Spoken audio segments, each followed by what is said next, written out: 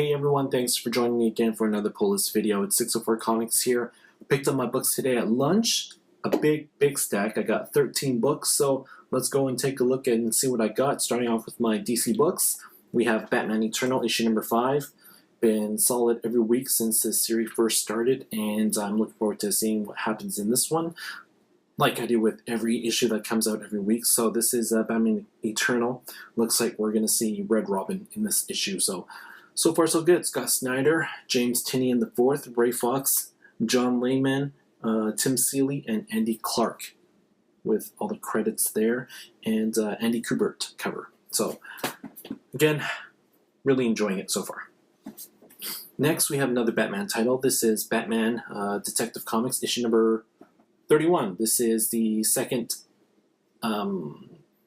issue in the Icarus storyline that kicks off Francis Manapul and Brian Buccella's run on Detective Comics. The first issue, the story was, out of 10, probably a 7 or an 8, but I really enjoyed their way of telling the story through the artwork, and the art deserves a 10. So I'm enjoying this so far, Batman Detective Comics, more so than the stuff I've read when they were doing the Flash run. Next up for DC, we have Green Arrow, issue number 30. Can't remember what happened at the last issue. I think...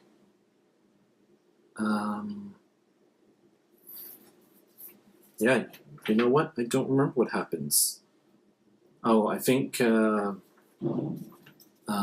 Ollie's dad gets shot or takes an arrow because he's looking pretty injured on that first page. But I'll have to flip back through the last issue of 30 and try to remember what happened. But Green Arrow, issue number 31 by Jeff Lemire is still an enjoyable series. I like it.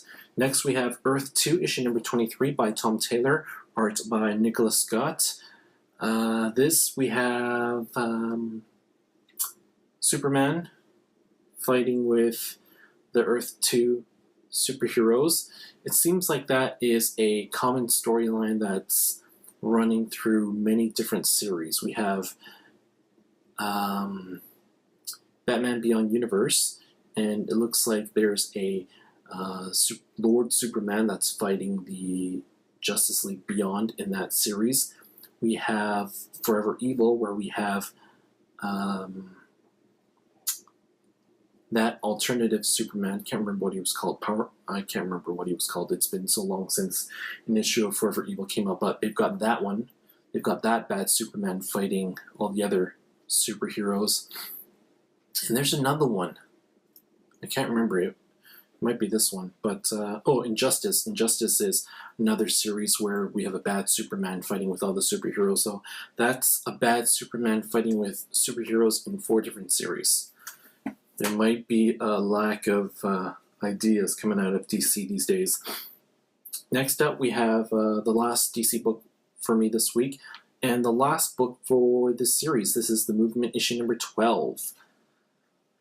I can't say this was my favorite series, but I've enjoyed what I've read by Gail Simone. I'm not disappointed that this is the last series, but it's been all right. At least it hasn't been bad enough that I wanted to drop it. But that could also be because I knew it was ending with this issue. So those are my DC books. Next, I just have 2 Marvel books, which is pretty light considering, like I said, I got 13 books this week. Starting off, we have She-Hulk issue number 4 by Charles Soule, and art is still by Javier Pulido. So that last story arc in issue number 3 with Dr. Doom's son doesn't seem like it's continuing in this issue, although I do see Dr. Doom in here. It looks like She-Hulk is going to be conversing with Matt Murdock in this issue, so that should be interesting. We have got 2 lawyers, one green, one blind, written by a lawyer, so we'll see if Charles Soule makes us interested in lawyerese. And the other Marvel book I picked up was I picked up the Ultimates, All New Ultimates, issue number 1, 2, or 3 weeks ago, and I read it and it was okay. I was expecting a little bit more. I didn't really like Spider-Woman ditching her persona and becoming Black Widow. Wasn't sure what that was all about, but like I said, it was enjoyable. So I am also picking up Miles Morales, the Ultimate Spider-Man issue number 1. I haven't read any of the Miles Morales Spider-Man except for maybe some of the special issues like Ultimate Spider-Man issue number 200. So I'm interested to see what Brian Michael Bendis does with this character, even though he's been writing him for a few years now, maybe 2 or 3, but it'll be my first experience. So those are all my DC and Marvel books, and next up we have a lot of indie, starting off with my Image books. This is an awesome series, Rat Queens, issue number 6 by Curtis Weeb and John Upchurch. Curtis Weeb was at my local comic book store, Tasmanian Comics, on the weekend for a free comic book day, and he was doing signings there. I'm really happy that Rat Queens is back. It was gone for about 6 weeks, I believe. I believe that's what Curtis Weeb had told us. If you read the columns section in the book, he was going to do this on a 6-week schedule, so it would give Upchurch enough time to do all the awesome art in this. So I can't wait to jump back into the world of Rat Queens. It's been an awesome series so far. And another awesome series from Image. I have enjoyed every single issue of this. This is Alex and Ada, issue number 6. Last issue we saw Ada coming back and getting a bit of personality after they took away that, I guess, mental block that permit her from having any sort of personal thoughts or opinions or making any decisions for herself. So I'm interested to see what happens now that Ada has a free will, and to see what she does with it. But like I said, Alex and Ada has been a great series. I have loved every issue. And the rest of these are other indie books. We have probably one of the only people out there that collects this series. It is Grim Fairy Tales issue number 97. This is cover A by Renato Ray. I haven't been reading Grim Fairy Tales, but I think I'll be catching up pretty soon because issue number 100 is coming out in July, I believe. So I'll read it all and be all ready for the big Age of Darkness storyline that's currently happening. So like I said, this is 97 cover A, and this is 97 cover C by Ali Garza. My store was shorted a copy of cover B, so I'll have to go back to them and pick it up in a couple of weeks. But there we go, Grim Fairy Tales. The only one out there that picks it up, me. We have next Dynamite, Red Sonja issue number 9.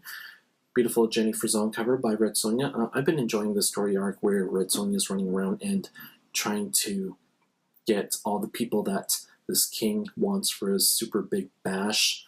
And it hasn't been too serious, but in the Red Sonja vein, written by Gail Simone, it's been a lot of fun. So give it a shot in trade if you aren't picking this up in singles. I do recommend it. It's written really well, and it feels like Gail Simone does get the character.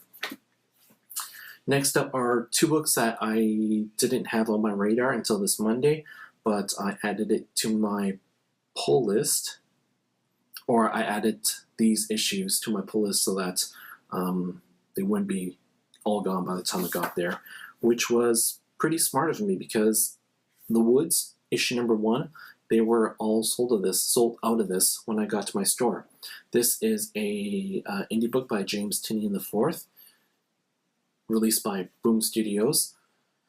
I believe the premise of this is a bunch of people are in a school, and then the school gets teleported to a mysterious place with everyone inside, and now they don't know where they are. I guess they're in the woods. But it's got an interesting premise, so I'm looking forward to reading this and seeing if I enjoy it. I kind of like those stories where they're introduced to a foreign place and it just sounds like it would be pretty interesting. So yeah, The Woods. And the last book I picked up, I didn't know anything about this, but I decided to pick it up solely based on some of the interviews that the creators did. This is Madame Frankenstein, issue number 1, written by Jamie S. Rich, art by Megan Levins. The art here on the cover is by Joelle Jones, who you'll recognize also the covers for Helheim, which was also another reason why I wanted to pick this one up, because I really like Joelle Jones's cover art. But this is, it's all black and white. There you see. This is set in 1929, I believe. It's about a scientist who decides to create his own Frankenstein, female version, after seeing the Frankenstein movie.